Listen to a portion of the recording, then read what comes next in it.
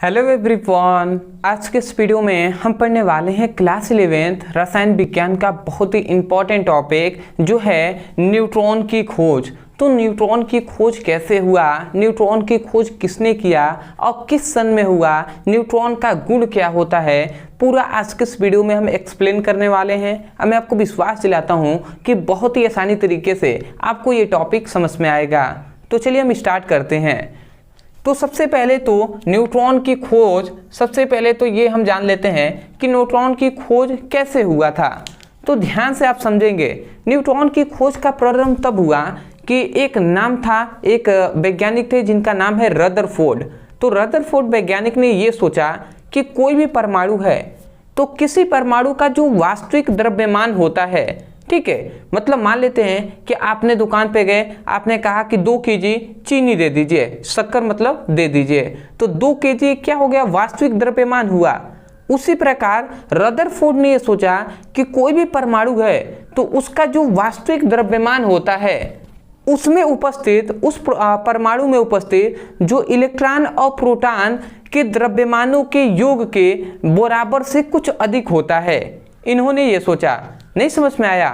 ध्यान से समझेंगे, चलिए हम समझाते हैं आपको, फिगर से आप समझ में आ जाएगा जल्दी। ये मान लेते हैं कोई क्या है, परमाणु है।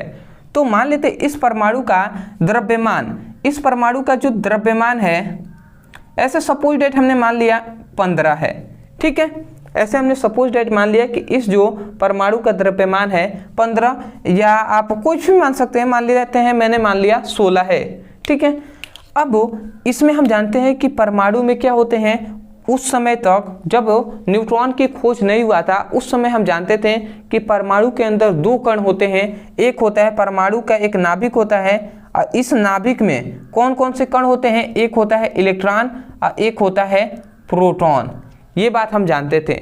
तो इन्होंने यही कहा कि कोई भी परमाणु है उसका जो वास्तविक द्रव्यमान उस परमाणु में उपस्थित इलेक्ट्रॉन और प्रोटॉन के द्रव्यमान के, मान लेते हैं इसका द्रव्यमान, सपोज डेट ऐसे मान लेते हैं कि इसका द्रव्यमान 6 है, ठीक है, और इसका द्रव्यमान मान लेते हैं कि 4 है, ठीक है। तो इन्होंने यही कहा कि इलेक्ट्रॉन और प्रोटॉन के द्रव्यमानों के क्या होता है, कुछ अधिक होता है। मतलब इसका हम मान लेते हैं 4। अभी हम बताएंगे ऐसा हम क्यों मान रहे हैं, ठीक है, क्योंकि आगे आपको कन्फ्यूज़न ना हो, ध्यान से समझेंगे।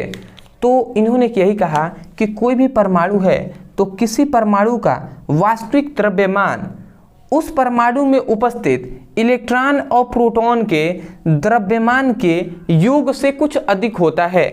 मतलब इनका द्रव्यमान, इलेक्ट्रॉन का द्रव्यमान है 4 और प्रोटॉन का द्रव्यमान है 6, तो 10 हुआ ना। तो ये हम जानते हैं इसका वास्तविक द्रव्यमान है 16 और यहाँ पे हम इनका योग कर रहे हैं तो वो होता है 10। तो इन्होंने यही कहा कि किसी परमाणु में उपस्थित, मतलब ऐसे इन्होंने कहा कि किसी परमाणु का वास्तविक द्रव्यमान उस परमाणु में उपस्थित इलेक्ट्रॉन और प्रोटॉन के द्रव्यमान से कुछ अधिक होता है। इलेक्ट्रॉन और प्रोटॉन के द्रव्यमानों के योग से कुछ अधिक होता है। इन्होंने यही कहा क्योंकि उन्होंने पता कर लिया था कि भैया देख रहे हैं 10 हो रहा है, यहाँ पे 16 हो रहा है, तो इसलिए इन्होंने ये कहा था। तो वही बात हम यहाँ पे कहेंगे, देखिए वही बात हमने लिखा है कि रदरफोर्ड ने पाया कि परमाणु में कुल द्रव्यमान, मतलब परमाणु का कुल द्रव्यमान या वास्तविक द्रव्यमान भी हम कह सकते हैं, तो परमाणु का कुल द्रव्यमान उसमें उपस्थित इलेक्ट्रॉन और प्रोटॉन के द्रव्यमान के योग से कुछ अधिक होता है, ठीक है। जिसका अतः परमाणु में इलेक्ट्रॉन और प्रोटॉन के अलावा कुछ और भी कण उपस्थित होता है जिसका द्रव्यमान प्रोटॉन के द्रव्यमान के बराबर होता है। इन्होंने तब ये कहा कि इसका मतलब ये है कि जब इन दोनों का हम द्रव्यमानों का योग कर रहे हैं तो वो जितना आ रहा है उससे कुछ ना कुछ अधिक है, अधिक होगा उसका वास्तविक द्रव्यमान। तब इन्होंने कहा कि इसका मतलब इसमें कुछ और भी कण है जो उपस्थित है, और जिसका द्रव्यमान कितना है, जो प्रोटॉन का द्रव्यमान कितना है 6 है, तो उसका भी द्रव्यमान 6 ही होगा। तभी जाकर ना 4 इसका, फिर से 6 और फिर से हम इसका भी 6 जोड़ेंगे, तब देखेंगे 6 6 12 और 4 16, तब जाकर कुल द्रव्यमान देख रहे हैं ये जो वास्तविक द्रव्यमान है 16 और इसका भी द्रव्यमान आ गया 16, तब जाकर इक्वल होगा। तो इन्होंने यही कहा था कि अतः परमाणु में इलेक्ट्रॉन और प्रोटॉन के अलावा कुछ और भी कण उपस्थित होते हैं जिसका द्रव्यमान प्रोटॉन के द्रव्यमान के बराबर होता है। आशा करते हैं आप समझ गए होंगे। इसमें फिगर से नहीं है कि आपको मैं समझा दूं, मैं चाहता हूं कि याद हो जाए, इसलिए हमने सब कुछ आसानी से लिखा हुआ है कि समझाते रहेंगे और इस तरीके से आप नोट्स भी बनाते रहेंगे। समझ गए इतनी बात। उसके बाद यहाँ पर देखिए, अब यहाँ से आपको लिखना है फिर से कि जेम्स चैडविक ने हल्के तत्व जैसे लिथियम और बेरिलियम आदि तत्वों पर अल्फा कणों का बौछार किया और जिससे उन्हें कुछ उदासीन कण प्राप्त हुए, जिसे उन्होंने क्या कहा, जिसे उन्होंने न्यूट्रॉन कहा।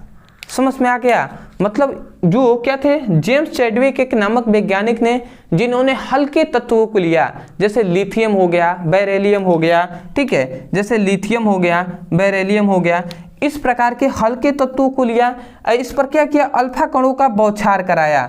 इस पर इन्होंने अल्फा कणों का बौछार कराया तो देखा कि कुछ उदासीन कण प्राप्त हो रहे हैं और उसी उदासीन कण को इन्होंने क्या कहा, न्यूट्रॉन कहा। समझ में आ गया कि न्यूट्रॉन कैसे खोज हुआ था। तो इसी प्रकार हुआ था न्यूट्रॉन की खोज। यदि आता है आपको न्यूट्रॉन की खोज लिखने के लिए तो आप क्या करेंगे, जो भी हमने ऊपर से लिखा हुआ है यहाँ से लेकर यहाँ तक ये आपको लिख देना है। अब देखिए इतनी बात समझकर, अब देखिए यहाँ पर एक अभिक्रिया भी आपको लिखना होगा, जो अभिक्रिया बहुत इंपॉर्टेंट है। जैसे इन्होंने कैसे खोज किया, तो इन्होंने बेरिलियम को ले लिया। बेरिलियम का क्या होता है, 4 परमाणु क्रमांक होता है और 9 इसका क्या होता है, परमाणु द्रव्यमान होता है। तो बेरिलियम को जब क्या किया, हीलियम के साथ जैसे इन्होंने, हीलियम का परमाणु क्रमांक 2 और इसका परमाणु द्रव्यमान 4 होता है, तो हीलियम के साथ जैसे ही इन्होंने क्रिया कराया तो इन्होंने पाया कि कार्बन 612 और प्लस N01 प्राप्त होता है। समझ में आ गया। देखिए 2 और 4 6 होता है तो 6 नीचे लिख दिया और देख रहे हैं यहाँ पे 4 और 9 4 कितना होता है, 13 होता है, परंतु यहाँ पे हमने 12 लिखा है तो इसका मतलब ये एक है, तो 12 1 13 हो गया और 6 0 6 हो गया। तो ये जो हमें मिला यही इन्होंने, इसी को क्या कहा, इन्होंने न्यूट्रॉन कहा। और न्यूट्रॉन को हम n से भी प्रदर्शित करते हैं या 0n1 से भी प्रदर्शित करते हैं। तो इसको आप लिख लेंगे। अब देखिए इसमें 2-3 बात आपको जानना बहुत इंपॉर्टेंट है। इसका गुण, न्यूट्रॉन का गुण क्या है या लक्षण आपसे कह सकता है या विशेषताएं। तो चलिए हम एक एक करके थोड़ा सा इसी में समझ लेते हैं। तो देखिए सबसे पहला ये आता है कि जो न्यूट्रॉन होता है ये एक उदासीन कण होता है। उदासीन कण का मतलब इस पर कोई भी आवेश नहीं होता है। तो हम सबसे पहले यही लिखेंगे कि न्यूट्रॉन एक उदासीन कण होता है, ठीक है, जिस पर आवेश क्या होता है, शून्य होता है, जिस पर आवेश शून्य होता है। इतनी बात आप समझ गए। दूसरा देखिए न्यूट्रॉन का दूसरा होता है, न्यूट्रॉन का द्रव्यमान। याद रखेंगे न्यूट्रॉन का द्रव्यमान जो होता है 1.67 इंटू 10⁻⁻27 kg होता है। न्यूट्रॉन का द्रव्यमान 1.675 भी आप लिख सकते हैं, 675 इंटू 10⁻27 kg होता है। तीसरा याद रखेंगे कि न्यूट्रॉन की खोज किसने किया, तो न्यूट्रॉन की खोज करने वाले वैज्ञानिक कौन थे, जेम्स चैडविक। तो ये लिख देंगे न्यूट्रॉन की खोज किसने किया था, तो ये याद रखेंगे जेम्स चैडविक। जेम्स चैडविक नामक वैज्ञानिक ने किया था और किस सन में किया था, तो